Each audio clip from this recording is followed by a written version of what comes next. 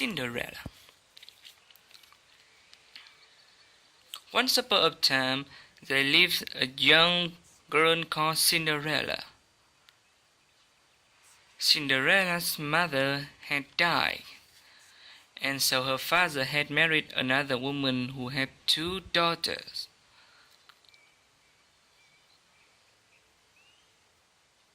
One day, Cinderella's father went to work and never returned. Cinderella was left at the mercy of her stepmother and two stepsisters who made her do all the work of the house. Cinderella, it's morning already. Where's our breakfast? Just a moment, stepmother. I am just bringing it out. As soon as Cinderella has laid the breakfast, the stepmother and stepsister started eating it. Cinderella served her own plate too. And what about to eat when her sister pushing her own plate away? Yuck, I hate it. Yes, now that you mention it, it really is horrible. Mother, do something. Cinderella, are you trying to kill us? What kind of food is this? But stepmother, I have made it the way I always make it. How dare you agree with me? Go and make new breakfast for us. Don't you dare do anything else till we have had our breakfast. And this is what went on in their house every day. The stepmother and stepsister troubled Cinderella without any reason. But Cinderella loved them still and never ever complained.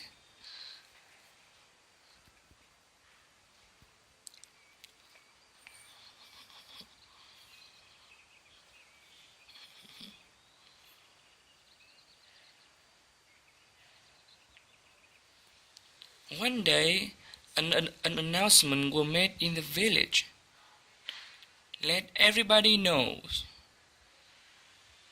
There will be a royal ball at the place tomorrow night, and the king's son, Prince Charming, will marry a maiden from amongst the guests.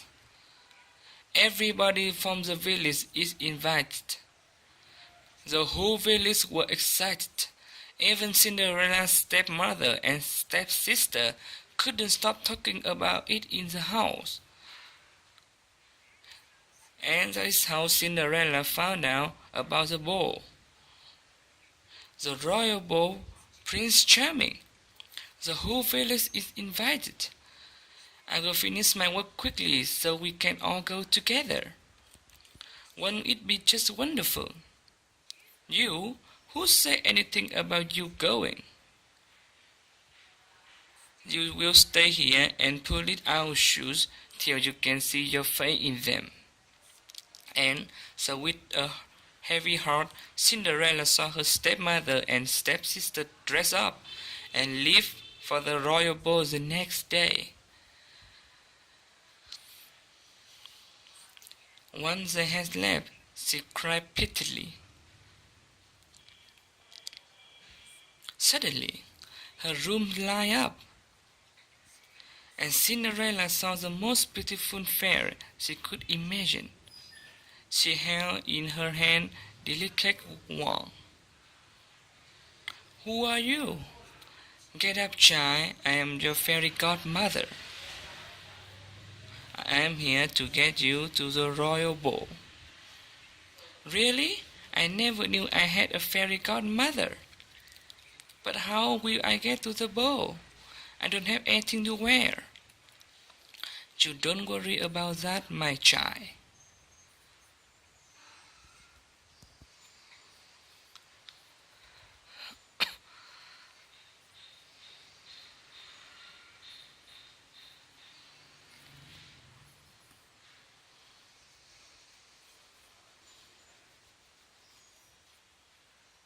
And so, in just a few minutes, Cinderella was ready for the royal ball.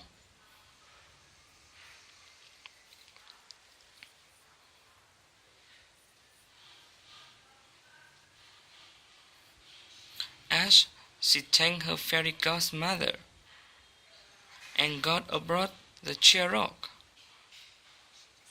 He received a word of caution from the fairy godmother. Remember to be back home at 12, otherwise the spell will wear off.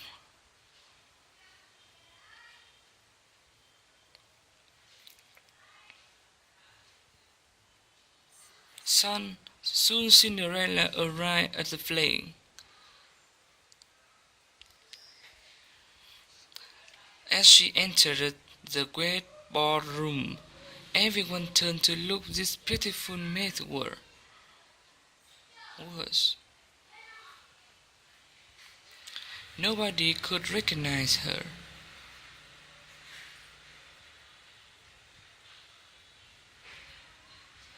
Not even her own stepmother and stepsister. Prince Charming walked to her. May I have this dance with you? Yes, your highness. And so Cinderella and Prince Charming danced together throughout the evening.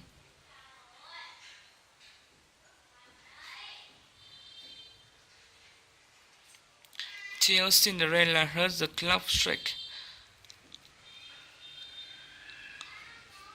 Fairy godmother Gurus came back to her. She needed to get out there before clock struck 12. Without saying a word, she took away the prince's grab and ran out of the play. The prince ran after her. Wait, what's wrong? Why are you running? I don't even know your name. But Cinderella dare not wait or even look back.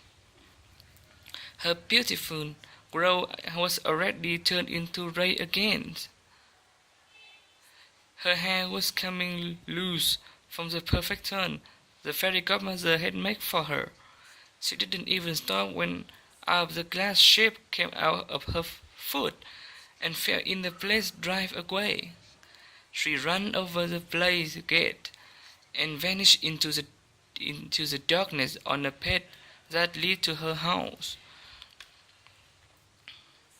Once home, she went back to polish the shoes that had been given to her, and decided never to speak to anyone about the ball.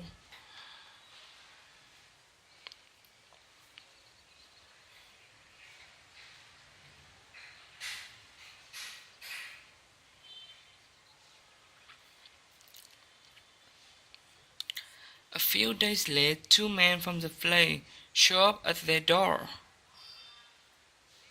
The lady that Prince Charming fell in love with left behind her glass slip at the royal ball.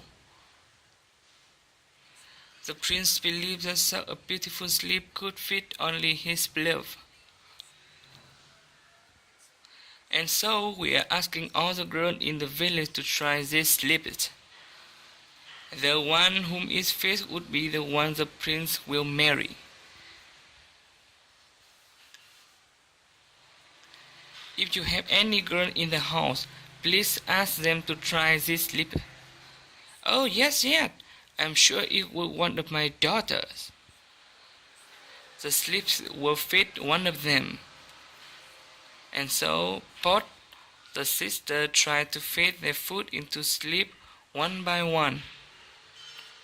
They pushed and pushed but couldn't get their foot in. Looks like it wasn't your daughter after all. Is there any young lady in the house? No, there isn't. You can leave. As the kingman made ready to leave, suddenly the door of the house was thrown open. The Prince Charming himself stood there. Who is the beautiful girl in the upstairs window? Madam, you have lied to us. I demand that the girl be called front and try to sleep. Yes, but she is only a servant girl, never dance. Cinderella, come now here once. Yes, stepmother.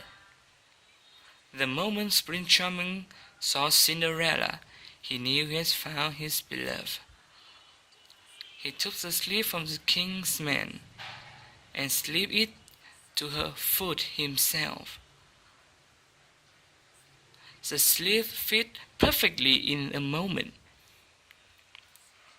Cinderella was once again transformed into a beautiful maid, and from the night of the ball, Prince Charming took her hand to the play with him.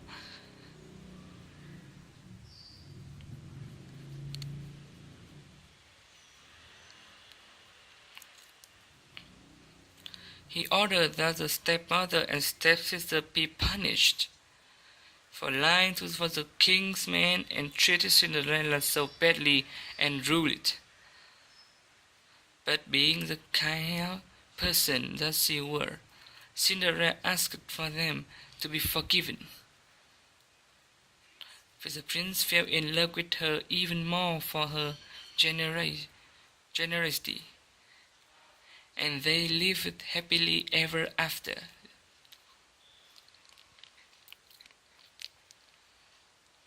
Wow, dear, how wonderful it is to forgive people. Thank you for telling me the story. I will tell it to John too. I am sure he will like it. Okay, shall we go home now? I think it's getting late.